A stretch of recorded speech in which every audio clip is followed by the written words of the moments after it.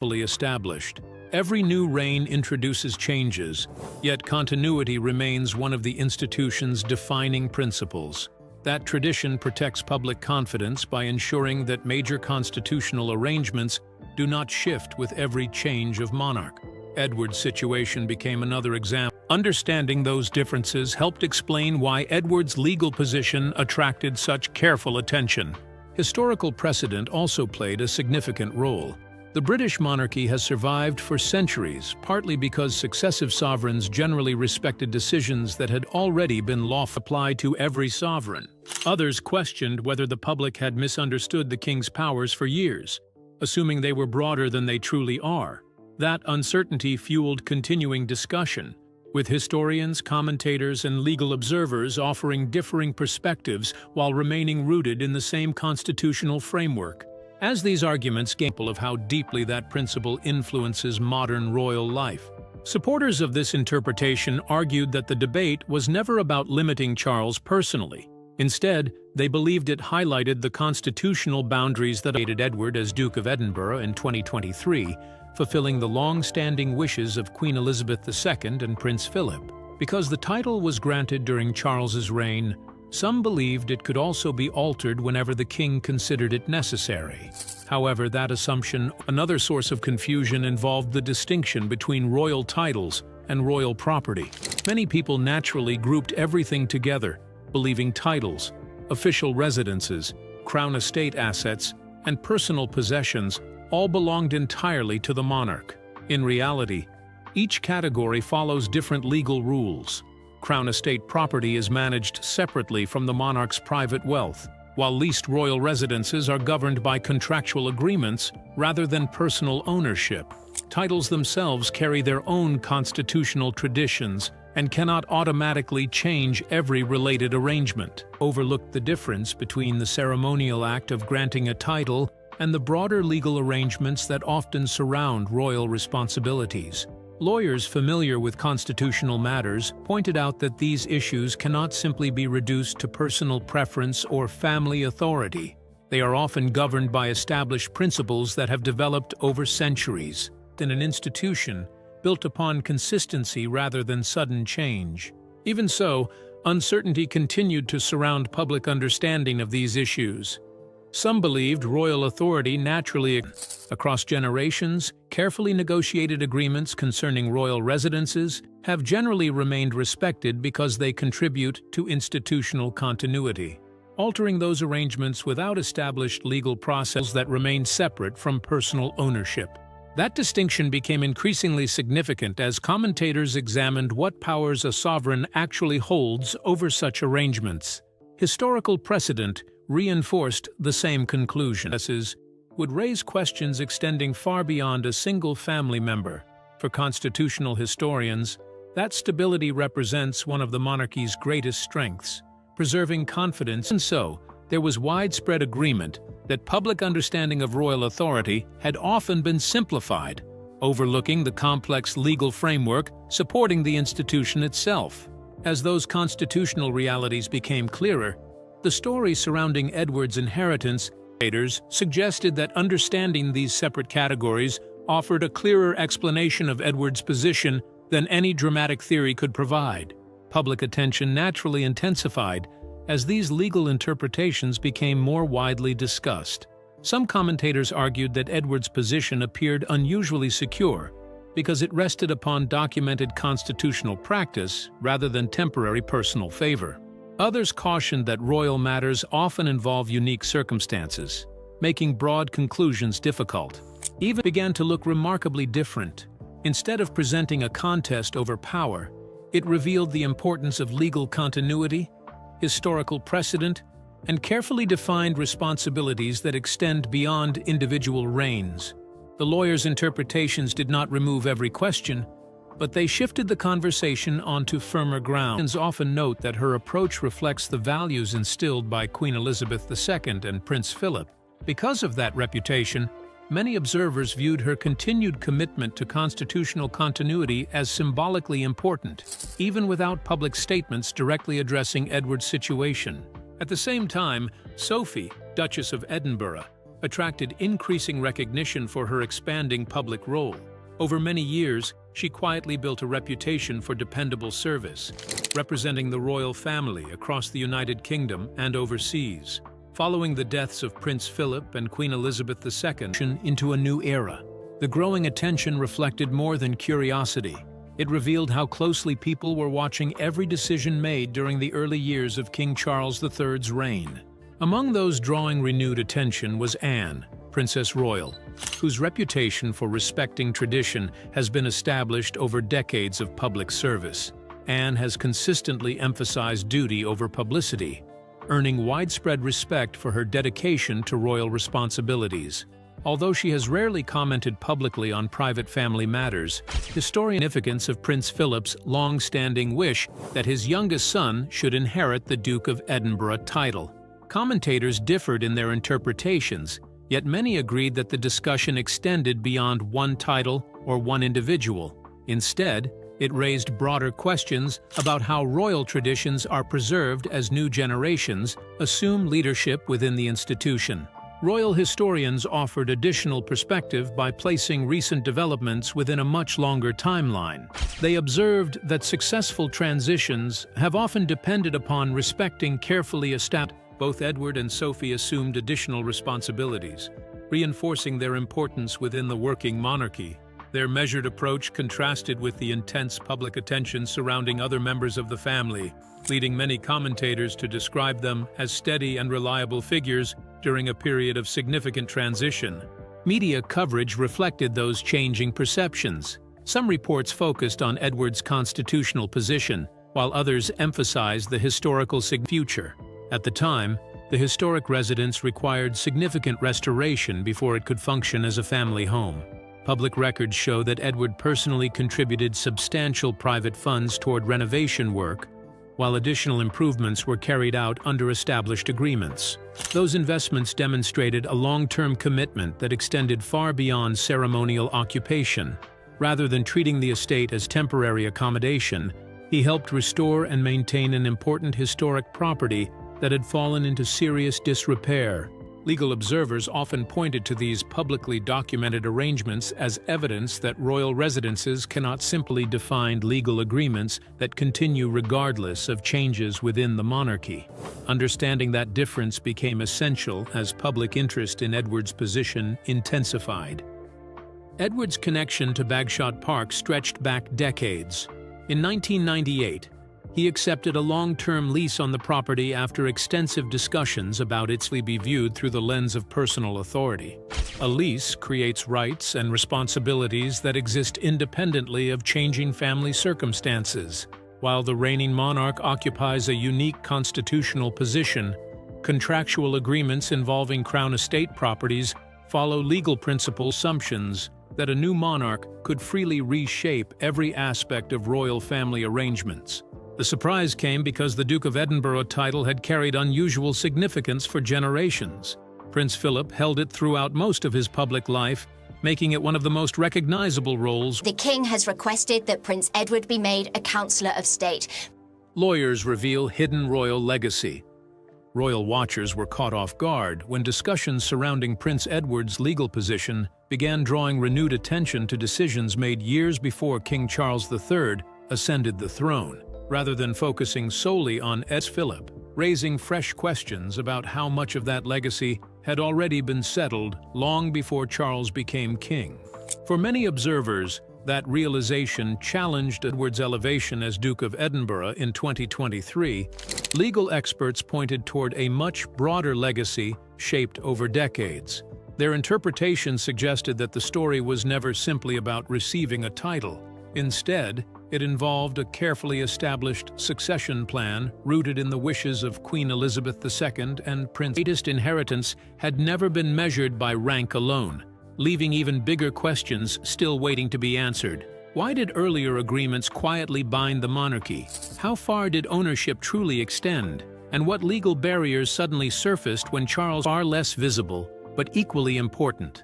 The legal arrangements that had been established years before. What seemed like ordinary administrative decisions suddenly attracted fresh scrutiny, as observers tried to understand a legacy carefully protected across two reigns. As more pieces of that history came into focus, the central mystery only deepened. The title itself was visible for everyone to see, but the years of planning behind it suggested that Edward's grace tried to intervene. And as lawyers revisited the forgotten framework, one question emerged. Was this structure ever designed to be reversed at all? Stay glued. Documents that changed everything quietly. As the debate surrounding Prince Edward's inheritance continued, attention gradually shifted from royal titles to something scapes. The debate also highlighted another commonly misunderstood distinction. Inheritance does not always mean ownership.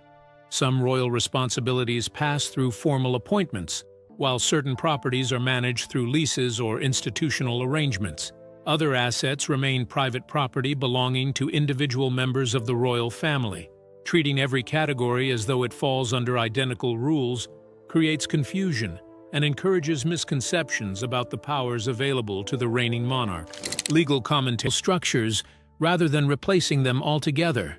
That principle has helped preserve stability through generations, ensuring that carefully established arrangements are respected unless lawful processes require otherwise. For historians, this continuity represents one reason the monarchy has endured through changing political and social landscapes. Surrounding the Duke of Edinburgh title emphasized that constitutional continuity remains one of the monarchy's strongest foundations.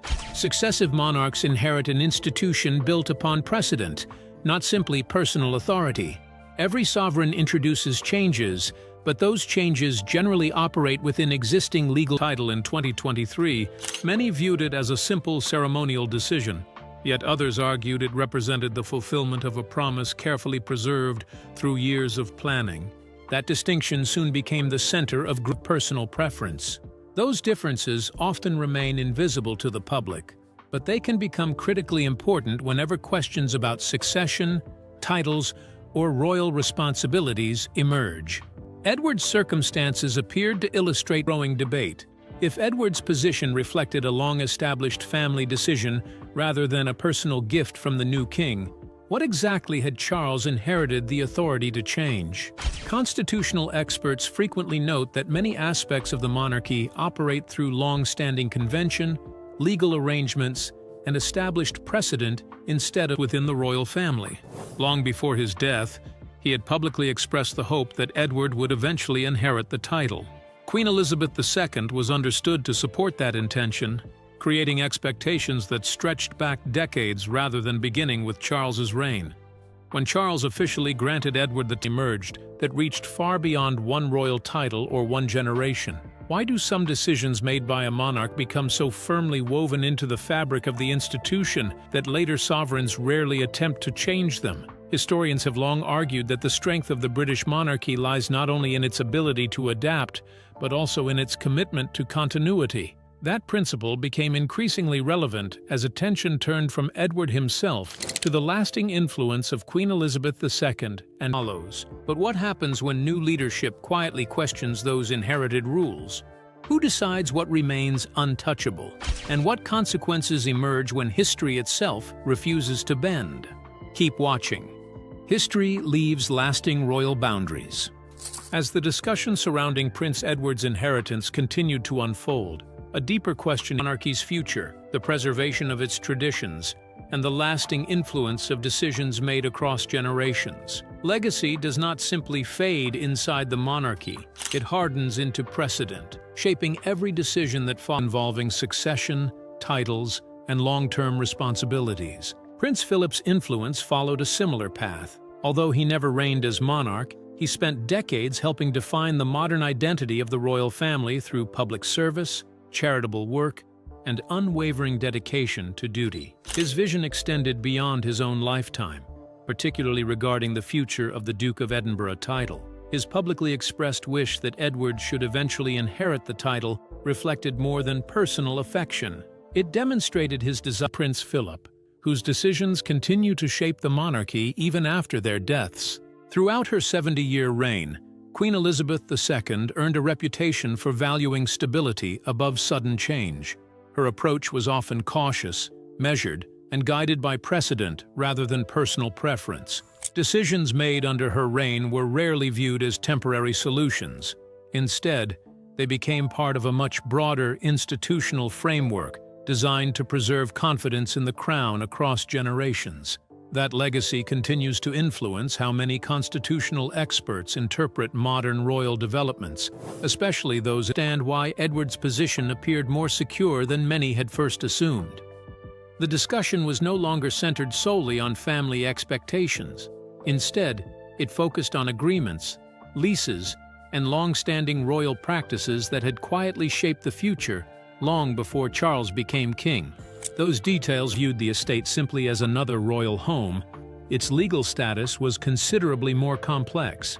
Bagshot Park is owned by the Crown Estate rather than by individual members of the royal family. That distinction matters because occupying a royal residence does not automatically mean owning it. Instead, arrangements are governed through formal leases and carefully rarely attracted headlines, yet they formed the framework behind one of the monarchy's least understood stories. Among the most discussed pieces of that framework was Bagshot Park, the official residence of the Duke and Duchess of Edinburgh. Although many people annuity and preserved through trust. That enduring foundation suggests the true story reaches far beyond one royal appointment, reminding future generations that while reigns inevitably change, observers to think less about competition and more about the different forms that royal service can take. How history ultimately judges this period will depend on more than headlines or public debate. Future historians are likely to examine how established precedent, constitutional practice, and personal dedication combine to shape one of the most significant transitions within the modern monarchy. They may conclude that the lasting importance of Edward's inheritance lay not in the title alone, but in the confidence placed in him by those who came before. In the end, the greatest legacy was never something that could simply be granted or withdrawn. It was built patiently through years of service, strengthened by continuing toward deeper questions about authority, continuity, and the enduring limits of royal power itself. Was Prince Philip quietly shaping a future no one understood at the time? What did he see in Edward that others missed? And why did the Duke of Edinburgh title matter more than anyone realized? And could those early decisions still be influencing what unfolds now? Keep watching. Philip's quiet legacy finally emerges. Long before Prince Edward became Duke of Edinburgh, the foundations of that moment were already being carefully laid behind palace walls. As renewed attention focused on Edward's inheritance, many gained wider attention. One conclusion became increasingly difficult to ignore. The real story was not about whether Charles wished to change royal arrangements, but about whether centuries of constitutional tradition allowed any monarch to do so. That unanswered question transformed Edward's inheritance into something much larger than a family matter.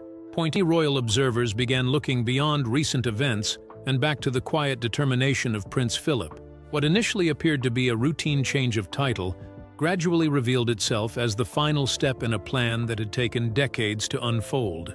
The more historians revisited Philip's public remarks and the decisions surrounding the title, the clearer it viewed that the greatest inheritance Edward received could never be measured by rank or ceremony. They believed he inherited a mission that demanded patience, dedication, and a willingness to preserve values established long before his appointment. Others viewed the title primarily as a constitutional honor, suggesting that across the United Kingdom and abroad. His growing public role reflected quiet preparation rather than sudden promotion, making the transition appear both natural and carefully considered. Some commentators argued expectations surrounding its symbolic importance had grown larger over time. Even so, both perspectives acknowledge the remarkable influence Prince Philip left behind. As these interpretations continued to shape public debate, one conclusion became increasingly persuasive. Edward's inheritance represented far more than a change in formal titles. It carried the responsibility of protecting a legacy. Stay tuned. Legacy measured beyond royal honors. As public discussion surrounding Prince Edward's inheritance continued to evolve, another realization slowly emerged. The Duke of Edinburgh title was never intended to be viewed as and constitutional practice. One reality became increasingly difficult to ignore. Edward's position rested not only upon history and family wishes, but also upon carefully constructed legal foundations whose significance was only beginning to receive wider attention, extended over every residence connected to the crown, while others argued that legal agreements provided stronger protections than many realized. That difference in interpretation kept the discussion alive. With every new examination of leases, public records, Edward steps into a legacy far heavier than most realize, where every tradition carries unseen weight and expectation. What truly lies behind the Duke of Edinburgh title? What obligations have been quietly passed down? And how far does this responsibility reach beyond the palace walls? Developed across 2 reigns, and ultimately respected under a third. Some observers questioned whether the public had underestimated the importance of precedent when discussing royal authority. Others believed recent debates revealed how easily constitutional tradition can be misunderstood, struggled to maintain the stability that has allowed it to endure through centuries of political and social change. Edward's appointment as Duke of Edinburgh therefore came to symbolize something much larger than a family transition. It represented the continuation of plans carefully developed, widely understood to share the same objective. Constitutional continuity became the thread connecting those decisions. The monarchy depends upon public confidence that important commitments made by one sovereign will not be casually discarded by the next. Without that consistency, historians argue, the institution would desire to preserve a legacy he believed required careful stewardship rather than simple ceremonial succession. That intention gained additional significance because Queen Elizabeth II was next. Why are senior royals quietly shifting their stance around Edward's rising influence? What do Anne's unwavering loyalty and Sophie's growing presence signal behind closed doors? And could the public reaction be hinting at a far larger change inside the monarchy that no one expected yet?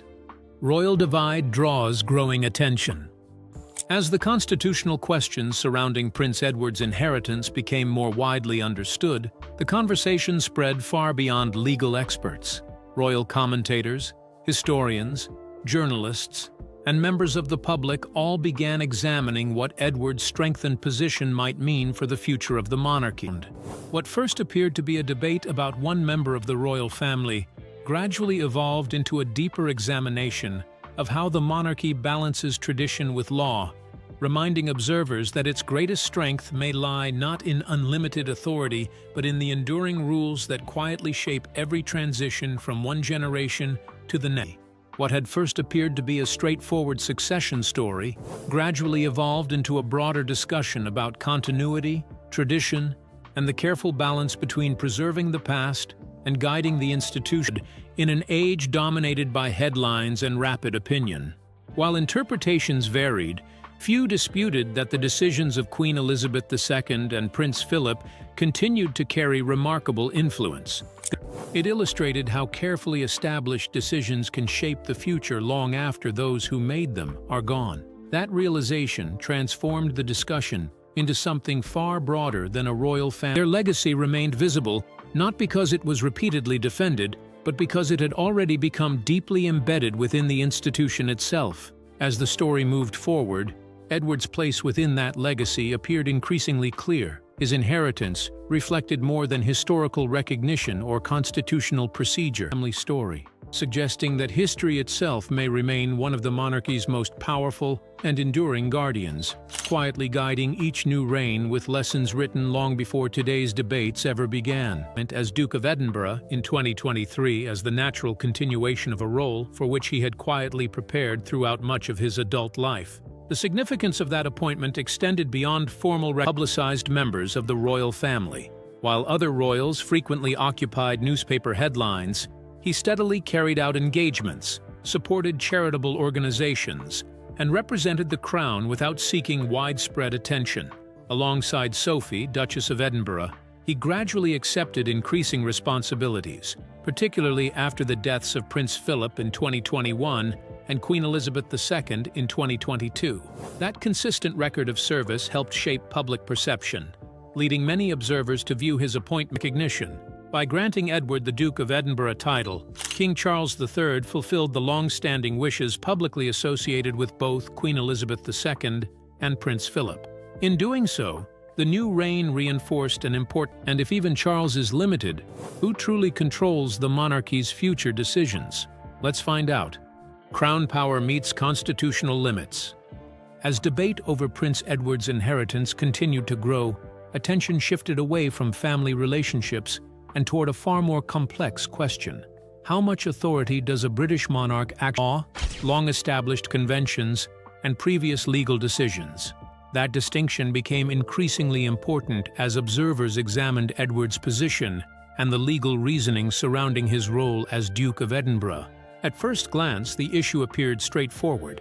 Charles had formally possess. The discussion gained momentum because many people assumed that once Charles became king, he automatically gained complete control over every royal title, residence, and arrangement connected to the crown. Yet constitutional experts have long explained that the reality is far more complicated. The crown operates within a framework shaped by law, but with decisions quietly made long before a new reign ever started. Behind the crown lies a boundary few understand. But what happens when a king discovers he cannot rewrite history? Where does inherited power end and constitutional restraint begin? Suggesting the true value of the inheritance lay not in privilege, but in purpose itself. How far do constitutional conventions actually protect Edward's position? What do legal interpretations quietly reveal about royal precedent? And if inheritance is not what everyone assumes, then what true attention increasingly turned toward the legal experts studying the constitutional framework behind the monarchy. Their explanations did not rely on palace rumors or dramatic confrontations. Instead, they focused on centuries of law, convention, and royal precedent that shape how the institution functions. For many observers, this marked a turn built through decades of public service, ensuring that one of Prince Philip's defining achievements would continue into a new generation. That realization transformed the entire story. It anchors his status. Stay with us. Truth, hidden inside constitutional tradition. As questions surrounding Prince Edward's inheritance continued to spread, her story about promises, tradition, and constitutional continuity. It also hinted that the most significant chapter of Edward's journey might not begin with Charles at all, continued to build. One question refused to disappear. Had the public misunderstood Edward's inheritance all along, assuming it began in 2023 when its foundations had actually been laid many years earlier? That uncertainty transformed what seemed like a straightforward royal transition into a far deepening Prince Philip's charitable vision, public service, and enduring legacy. The distinction mattered because the title represented far more than status. It carried decades of history, expectations, and public commitment that could not easily be separated from the man who had defined it for so long. As interest precisely that complexity, attention also turned toward the broader meaning of inheritance itself. To some, it referred only to the title of Duke of Edinburgh. Others believed it included the responsibility of recognized the ceremony as the completion of a promise that had begun years before, not the beginning of an entirely new chapter. Edward's own record also contributed to that perception. Unlike some members of the royal family who often attracted intense media attention, he built a reputation through succeed him, believing his youngest son possessed the steady character needed to continue the work. Queen Elizabeth II was understood to support that intention, reinforcing the impression that the succession represented careful planning rather than a last-minute decision. When Charles formally granted Edward the title in 2023, many enduring achievements. Because of that remarkable legacy, the future of the title carried unusual importance. Philip had publicly expressed his wish that Edward should eventually consistency rather than headlines. Together with Sophie, Duchess of Edinburgh, he gradually assumed greater responsibilities, representing the crown at official engagements while supporting charitable organizations' course. So, what do you think? Did Edward rightfully inherit a legacy long promised, or could history have unfolded differently? Share your thoughts in the comments. Don't forget to like, share, and subscribe for more fascinating royal stories. Carefully kept promises often possess a remarkable ability to outlast them all, shaping the monarchy long after ceremonies have ended, and history quietly continues. Its precedent and long-standing promises now raise difficult questions. Was the public misunderstanding the story all along, or has history quietly exposed a very different truth? So, do you think Edward simply received what was always his? King Charles could strip his youngest brother of a long-awaited title in an attempt to slim down the monarchy. In 1999, Prince Edward was promised by the Queen. Royal watchers were blindsided when Edward's lawyers reportedly confirmed that his inheritance rested on legal foundations even a reigning king could not simply rewrite. For years, many assumed Charles held the final authority, but overlooked documents, or has this controversy been misunderstood? Share your thoughts below. Don't forget to like and subscribe for more. And there's simply no evidence to suggest their claims are accurate. In the last year alone, or the last month alone, we can look that recently. Continuity as one of the monarchy's greatest strengths, allowing the institution to evolve while remaining